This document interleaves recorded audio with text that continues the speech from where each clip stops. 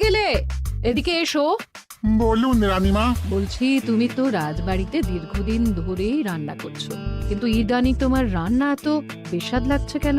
সে তো আমি বলতে পারবো না, আমি তো আগের মতনই রান্না করি। ছোট মুখে বড় কথা বলছি, আমি কিছু বলতে চাই রানীমা। এই তুই আবার পাকামো করতে এসছিস কেন রে? তোকে কি রানীমা ডেকেছেন নাকি? আহ, কি বলতে চাইছে শুনেই দেখি না, বলো। রানীমা, এখন আর রাঁধুনি ঠাকুর আগের মতো যত্ন নিয়ে রান্না করেন না। রান্নাঘরে পড়ে পড়ে ঘুমোয় আর তাড়াহুড়ো করে কোনো রকমে রান্না করে দেন। একদম বাজে কথা বলবি না। বাজে কথা না রানীমা, শিলনোড়ায় বাটতে ওনার কষ্ট হবে বলে আজকাল রাঁধুনি ঠাকুর শুধু জিরে ফোড়ন দিয়ে রান্না করেন। এত বেতন দিয়ে তোমাকে রাখা হয় কি এই ফাঁকিবাজির জন্যে? কি মানে ভুল হয়ে গেছে। এর যদি এই ভুল করার ইচ্ছে হয় তাহলে তল্পি তল্পা গুটিয়ে বাড়ি গিয়ে ভুল করো, মনে থাকবে? মনে থাকবে মহারাজ। কি হচ্ছে বলো তো রানী? সকালে বাগানে পায়চারি করছিলাম, দেখি মালি একটা গাছেও জল দেয়নি। এই গরমে জল না পেলে যে গাছপালাগুলো মরে যাবে। সবাইকে এবার মনে হচ্ছে বলে বলে কাজ করাতে হবে।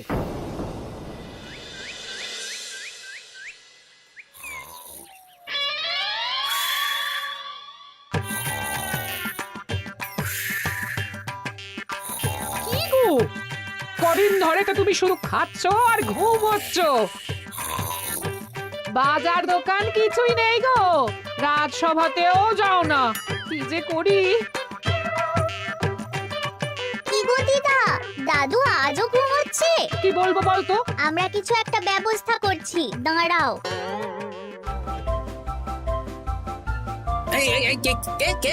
ওটা দাদু, আর কত ঘুমে? কুড়েমির একটা সীমা থাকে। ওঠো বলছি, ওঠো, ওঠো না। আহ, আমি বুঝতে পারছি বাড়ির কাজ, বাজার দোকান এসব না করার জন্য তুমি পড়ে পড়ে ঘুমোচ্ছ। দাদু কাজে ফাঁকি দিচ্ছে দিদা। দে পুটি, আর সরসরি দে, দে।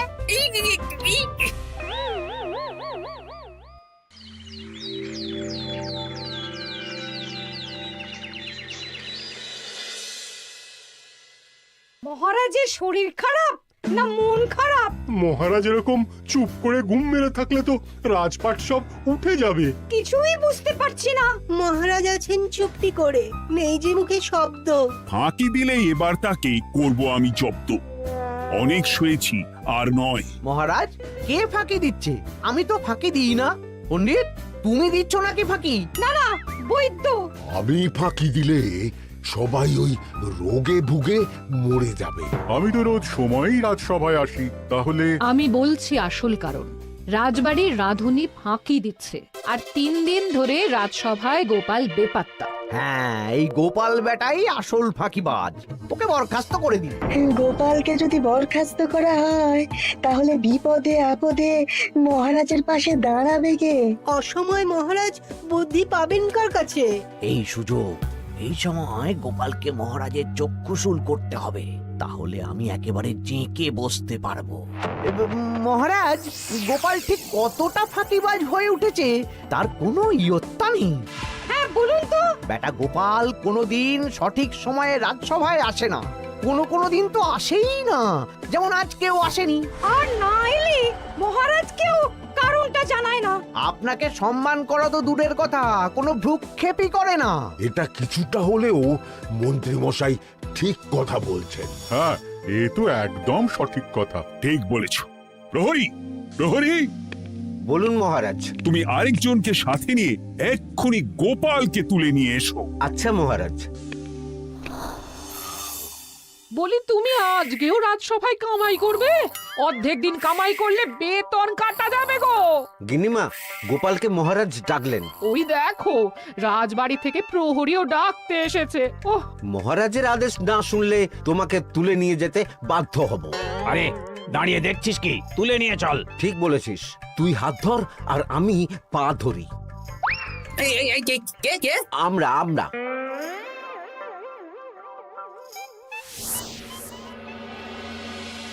এসব কি গোপাল? তুমি বাড়িতে আছো, ঘুমোচ্ছ, অথচ রাজসভায় আসছো না। কি ব্যাপার? আগে মহারাজ, মস্তিষ্ককে বিশ্রাম দিয়ে বুদ্ধি বাড়াচ্ছিলাম। অনেক ব্যবহার হয়েছে তো, তাই একটু বিশ্রাম দরকার আর কি। আমার পুরো রাজসভাটাই ফাঁকিবাজ। আমি সবাইকেই বিদায় করব, আর গোপালকেও। এই সেরেছে, আমি ফাঁকিবাজ নই মহারাজ। আমি খোঁজ নিয়ে দেখেছি সবাই কম বেশি গায়ে হাওয়া লাগিয়ে ঘুরছে। মহারাজ, আমি তো নদীর পাড়ে বসে শীতল হাওয়া গায়ে লাগাই, তবেই তো ঢেউয়ের মতো আমার ছন্দ আসে। কেউ ফাঁকিবাজ না মহারাজ, আসল ফাঁকিবাজ গোপাল। মহারাজ, আমি যদি দরকারে আপনাকে বুদ্ধি দিয়ে, ফাঁকা সময়ে বিশ্রাম দিয়ে ফাঁকিবাজ হই, তাহলে মন্ত্রী মহা ফাঁকিবাজ। কারণ মন্ত্রীর কাজ রাজাকে বুদ্ধি দেওয়া, তা তিনি করেন না বলেই আমাকে দরকার পড়ে। আমি তো ভাঁড়, আমি শুধু হাসাবো, এটাই আমার কাজ। তাতে কি, সেনাপতিও তো সেনাপ্রধান, ও কি যুদ্ধ করে? রাজ্যে শান্তি শৃঙ্খলা বজায় আছে, তাহলে যুদ্ধ করে হবেটা কি? হ্যাঁ, অকারণে পায়ে পা দিয়ে যুদ্ধ বাঁধাবো নাকি? হ্যাঁ, যত সব। যখন তখন বিপদ আসতে পারে, তাই যুদ্ধের জন্য সব সময় সামরিক শক্তিকে প্রস্তুত থাকা দরকার। হ্যাঁ, এটা গোপাল ঠিক বলেছে। সেনাপতিকে তো কোনোদিন সেসব নিয়ে মহড়াও করতে দেখি না। তাহলে দাঁড়ালো 3 জন ফাঁকিবাজ। মূল অভিযুক্ত গোপাল দিন রাত কামাই করে, মন্ত্রী মহারাজকে বুদ্ধি দেয় না, আর সেনাপতি যুদ্ধের প্রস্তুতি নেয় না। এই 3 জনকে আমি বিদায় করব। এই সেরেছে, এ তো দেখছি বিনা মেঘে বজ্রপাত। না, তবে তোমরা যে ফাঁকিবাজ নও সেটা প্রমাণ করার জন্য 12 ঘন্টা সময় দেব। আমাদের কি করতে হবে? তোমাদের 3 জনকে 3টে খালি বস্তা দেব। প্রত্যেকে ওই খালি বস্তা নিয়ে জঙ্গলে যাবে, আর এই 12 ঘন্টার মধ্যে জঙ্গল থেকে বস্তা ভরে আনবে। একটা বস্তা ভরার জন্য 12 ঘন্টা সময়? এ তো খুবই সহজ কাজ। সহজ কঠিন জানি না, যে ফাঁকি দিয়ে ফাঁকা বস্তা জমা দেবে বা কিছুটা ভর্তি কিছুটা খালি আনবে, সে সাজা পাবে। আচ্ছা মহারাজ, আমি বস্তায় কি নিয়ে আসবো সেটা কি আপনি দেখবেন? তা দেখব না, কিন্তু বস্তা ভরে আনতে হবে। আর যা বস্তায় ভরে আনবে তাই নিয়ে সবাই বাড়ি ফিরে যেতে পারবে। তার মানে বস্তাতে যা থাকবে সব বস্তার মালিকই পাবে। একদম তাই। বুঝে গেছি, ভিতরে কোনো গভীর পরিকল্পনা আছে। প্রহরী, প্রহরী, তুমি এই 3 জনকে 3টে বস্তা দিয়ে দাও। যথা আজ্ঞা মহারাজ। আর বাকি সভাসদেরা আজকে রাজসভাতেই থাকুক। ওরা 3 জন আসবে, ওদের বিচার হবে, তারপর ফিরবে। আমাদের খাওয়া দাওয়া তাহলে রাজবাড়ির তরফ থেকেই দেয়া হবে মহারাজ? হ্যাঁ। জঙ্গলে তো যাচ্ছি, কি নেব?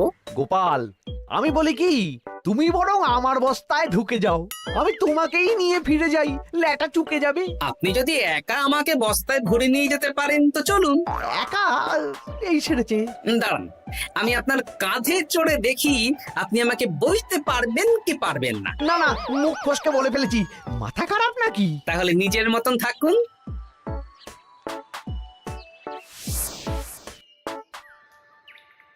এমন কি বা আছে এই জঙ্গলে? আমার কাজে লাগার মতন তো কিছুই দেখতে পাচ্ছি না। ওই তো ওই দিকটা একটু ছায়া আছে বেশ, ওই গাছের নিচে গিয়ে বিশ্রাম নিই। সেনাপতি, অত চিন্তা ভাবনা করার কিছুই নেই। মহারাজ তো আর দেখবেন না আমরা বস্তায় কি ভরে নিয়ে যাব। 12 ঘন্টা অনেক সময়। এখন বিশ্রাম নাও। আপনার ইঁদুরের পেট, আপনি বিশ্রাম নিন। দেখি জঙ্গলে থেকে কিছু ফল পেড়ে আগে খাই, তারপর না হয় ওই বস্তাটা ওই ফলমূলের খোসা আর মাটিতে পড়ে থাকা পাতা দিয়ে ভরিয়ে মহারাজের কাছে নিয়ে যাব। হ্যাঁ, বস্তা যখন বাড়ি নিয়েই যেতে পারবো, তাহলে বনের সব থেকে ভালো ভালো ফলগুলো আগে ভরে নি। গিন্নিকে এবার বলবো, বাজার আনি না তো কি হয়েছে, দেখো কত ফল এনেছি। যাই, এর থেকে কিছু মহারাজকে ভেট দেব, মহারাজ বেশ খুশি হবেন।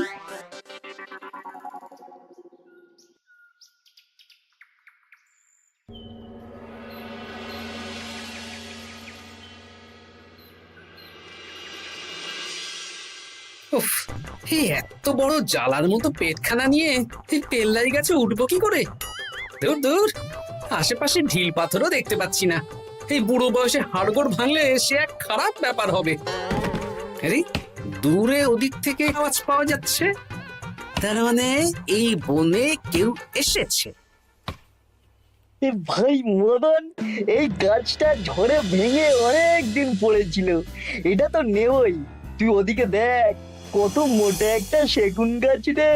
ওই গাছটা নিয়ে গেলে আমরা 1 বছর বসে খেতে পারবো। তাহলে আর দেরি কেন, হাত লাগা। আরে আরে আরে, করো কি এগুলো সব আমাদের মহারাজ কৃষ্ণচন্দ্রের পছন্দের গাছ। ভুলেও এই গাছ কেটে নিয়ে যাওয়ার ভাবনা চিন্তা করো না। আর ওই সেগুন গাছটা তো মহারাজের সবচেয়ে প্রিয়। আরে মহারাজ কি করে জানবে শুনি? এই বনে তো তিনি ভুল করেও আসেন না। এই যে আমি আসি, আমি মহারাজের দূত। তোমরা যদি ভুল করে ওই সেগুন গাছে হাত দাও তাহলে কিন্তু তোমাদের গর্দান যাবে। এই সেরেছে, কিন্তু আমরা তো কাঠুরিয়া, কাঠ ছাড়া পেট চালাবো কি করে? সে তোমাদের ব্যবস্থা তোমরা করো, অন্য অনেক কাজ আছে। এই সামনের গাছটা মরে পড়ে আছে, এটার কাঠ আমরা নিয়ে যেতে পারবো তো? তা পারবে, এতে অত চিন্তার ব্যাপার নেই। গোপাল আছে যখন, তখন এই রাজ্যের কেউ মুশকিলে থাকবেই না। শুধু তোমাদের একটা কাজ করতে হবে। কি কাজ? এই নাও বস্তা। আমার জন্য এই জঙ্গল থেকে টাটকা বিভিন্ন ফল পেড়ে এই বস্তা ভরে দাও। তাহলে মহারাজকে আর তোমাদের কথা বলবো না, বুঝলে? আর তোমাদের যাতে রাজবাড়িতে কোনো কাজ হয় সেই নিয়ে মহারাজের কাছে সুপারিশও করবো, কেমন? বেশ বেশ, এই তুমি তাহলে এখন এখানে বিশ্রাম করো, আমরা তোমার বস্তা ভরে ফল নিয়ে আসছি। ঠিক আছে, আমি তোমাদের কুঠার পাহারা দিচ্ছি। তোমরা ভালো তরতাজা ফল বস্তায় ভরে নিয়ে এসো।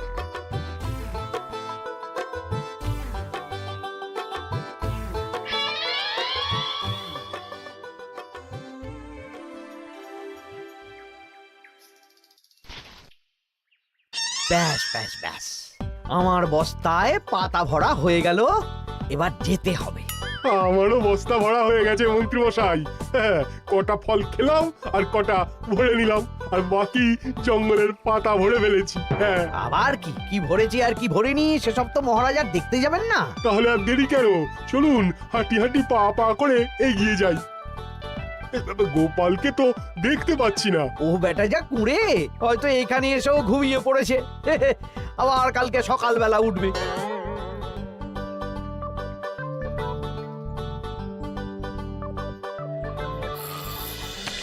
এই যে ভাইয়া, এই যে। হ্যাঁ, কে কে? আমরা। ও বলো, বস্তা ভরে এনেছো? হ্যাঁ, ভরে এনেছি। তাহলে চলো রাজসভায় যাই, তোমাদের একেবারে মহারাজের সাথে পরিচয়ও করিয়ে দেবো, কাজের ব্যাপারেও বলবো। চলুন। চলো চলো চলো।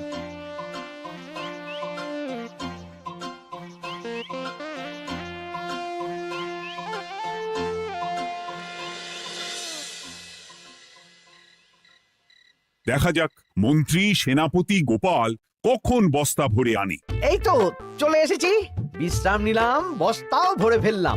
এই দেখুন মহারাজ, আমিও বস্তা ভরে এনেছি। বাহ, তোমাদের বস্তা দেখে তো মনে হচ্ছে খুব হালকা। হ্যাঁ, আপনি যখন আমাদের বস্তা ভরে কি এনেছি সেটা দেখবেন না, তখন অত খাটাখাটনি করে কি লাভ মহারাজ? কিন্তু গোপালের এখনো অবধি দেখা নেই, ও কি সোনা গয়না ভরে আনছে? গোপাল যা কুঁড়ে আর ঘুমকাতুরে, হয়তো জঙ্গলেও ঘুমিয়েই পড়েছে। মহারাজ, আপনি একটা কাজ করুন, আমাকে আর মন্ত্রী মশাইকে যুগ্মভাবে বিজয়ী ঘোষণা করে দিন, ব্যাস। এত তাড়া কিসের?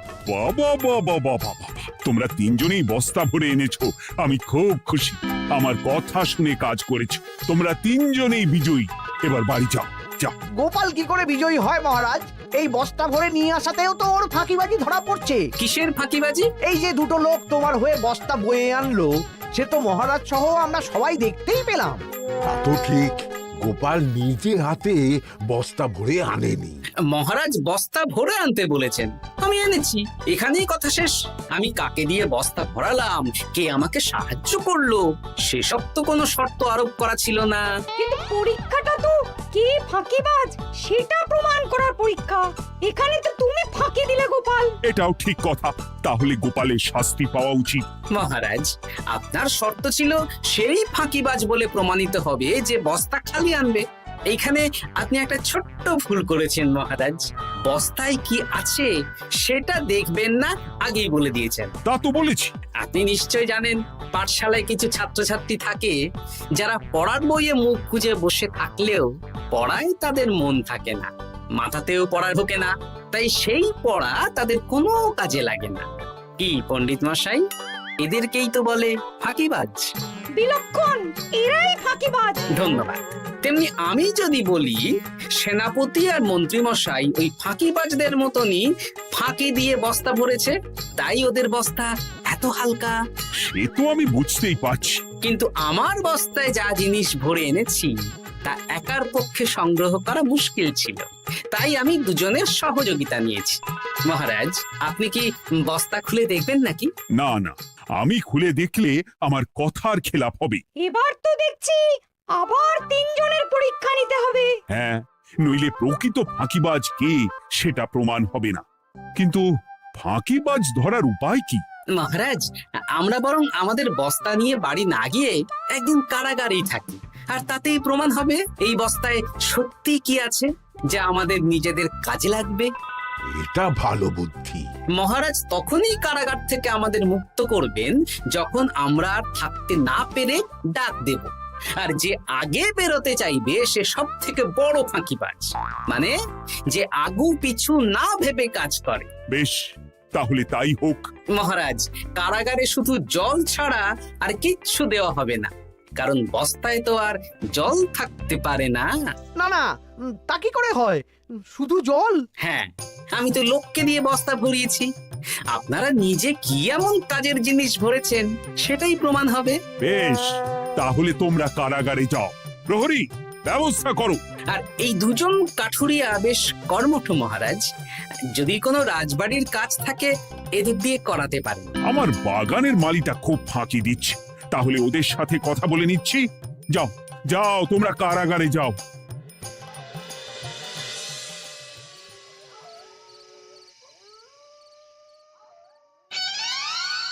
ওরে বাবা রে, কি খিদে খিদে পাচ্ছে রে। দেখি বস্তায় কি আছে দেখি।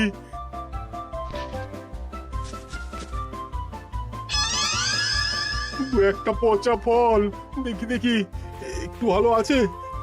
এটা একটু ভালো আছে, হ্যাঁ এটাই খাই, হ্যাঁ এটাই খাই।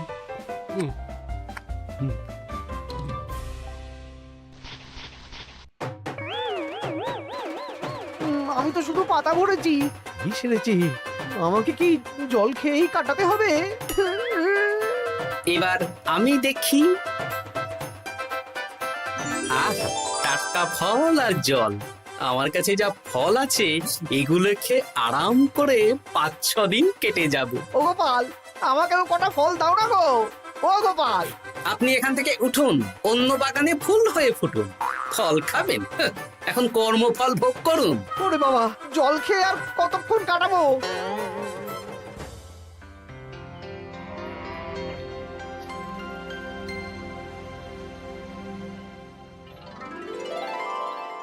উফ, পেটটা চুই করছে, কি খিদে পেয়েছে না।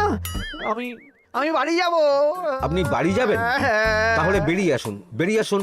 বেটা গোপাল কায়দা করে এমন শর্ত দিতে বলল, পুরো ফেঁসে গেলাম। আমারও তো খাওয়ার মতন তেমন কিছু নেই, আমিও এখানে থাকবো না। আমি এখানেই আছি, ফল খাবো, জল খাবো, আর প্রকৃতির ডাক এলে একটু বাইরে যাব।